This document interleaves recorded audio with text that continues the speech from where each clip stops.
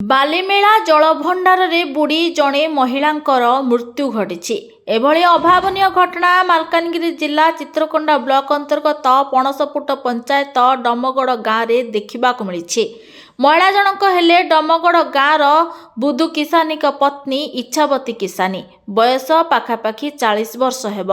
ଗ୍ରାମବାସୀଙ୍କଠାରୁ ମିଳିଥିବା ସୂଚନା ଅନୁସାରେ ଇଚ୍ଛାବତୀ ଗତ ସୋମବାର ଅପରାହ୍ନରେ ବାଲିମେଳା ଜଳଭଣ୍ଡାରକୁ ଗାଧୋଇବା ପାଇଁ ଯାଇଥିଲେ। ଗୋଡ଼ ଖସିଯିବା କାରଣରୁ ମହିଳା ଜଣକ ଜଳଭଣ୍ଡାରର ଗଭୀର ପାଣିକୁ ଭାସିଯାଇ ମୃତ୍ୟୁ ହୋଇଥିବା ଅନୁମାନ କରାଯାଉଛି।